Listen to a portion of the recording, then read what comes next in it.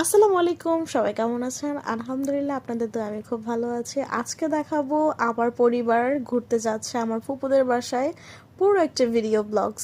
আর এটা কিন্তু আমি এডিট করতেছি হচ্ছে মালয়েশিয়া থেকে। বাংলাদেশ থেকে আমার বোন আমাকে ভিডিওগুলো পাঠায় আর আমি মালয়েশিয়া বসে সেগুলো এডিট করে দেই। মাঝে মাঝে ও আমার ভিডিও ছাড়ে, আমার পিক ছাড়ে, আর মাঝে মাঝে ওর ভিডিও পিক আমি ছাড়ি।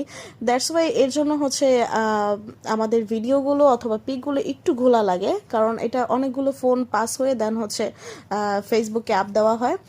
তো যাই হোক, আজকে চলে যাচ্ছে আমার রিনা ফুপুর বাসায়, মানে আমার ছোট ফুপুর বাসায়। আমার বাবা মা, আমার বোন, আমার মেয়ে, আমার ভাই। এই প্ল্যানিংটা অনেক দিন ধরে চলতেছিল। আমার ফুপু কাকা বারবার ফোন দিয়ে বলতেছে বেড়াতে আসো বেড়াতে আসো। আমার কাজিনরা ফোন দিয়ে রাগারাগি করতেছে, অভিমান করতেছে যে কেন আসো না। তো বর্তমান সময়ে বাংলাদেশে প্রতিটি স্কুলে ফাইনাল এক্সাম চলতেছে, আপনারা সবাই জানেন। তো এক্সাম শেষ করে আমার বোন ভাই ঠিক করে যে তারা কাকার বাসায় বেড়াতে যাবে।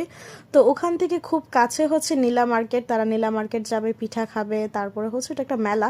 তো যাই হোক, স্পেশালি হচ্ছে মেলাটার জন্য প্রোগ্রামটা ঠিক করা যে সবাই একসাথে আনন্দ করবে।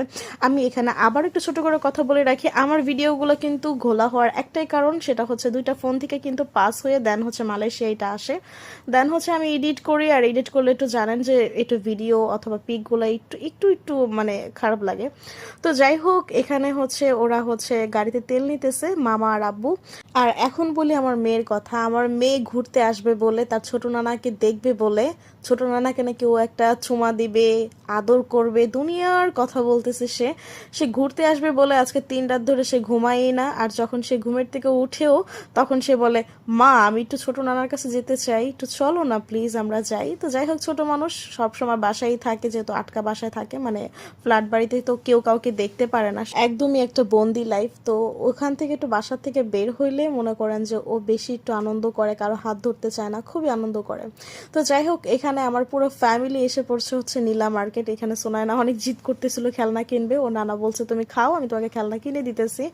আর আমি ছিলাম হচ্ছে ওদের সাথে ভিডিও কলেই ছিলাম, আমার বোনের কাছে ফোন। তো এখানে হচ্ছে আমার ফুপু কাকা, আমার ফুপাতো বোনরা, তারপর ওখানে হচ্ছে আমার আমার ফুপাতো বোনের বাচ্চা মানে তাজরিন। আমি যতটুকু জানি এটা হচ্ছে একটা পিঠার মেলা। আমার কাকা বাবা ফুপু তারা পিঠা খাচ্ছে, এই যে আমার কাকা পিঠা খাচ্ছে। আর ছোট বাচ্চাদের জন্য নিয়েছে, মানে আমার ফুপাতো বোনদের জন্য নিয়েছে হচ্ছে মিট বক্স, কারণ ওরা পিঠা খেতে পারবে না বা অনেকেই পছন্দ করে না। আর আমার মেয়ে তো খুবই কান্না করতেছে, আমাকে এখনই খেলনা কিনে দাও। ওকে আমরা প্লাস্টিকের খেলনা কিনে দিতে চাই না, তার কারণ হচ্ছে আপনারা সবাই জানেন যে প্লাস্টিকের জিনিস নিয়ে বাচ্চারা খেলাধুলা করলে বা ওইটা দীর্ঘ সময় ব্যবহার করলে কিন্তু ক্যান্সার হয়। ও যদি কান্না করে তাহলে আমার ফ্যামিলি ওকে খেলনা ঠিকই কিনে দেয় প্লাস্টিকের, কিন্তু ও যখন ঘুমিয়ে থাকে তখন কিন্তু সেগুলো ফেলে দেয়। আর ও যদি ঘুমের থেকে উঠে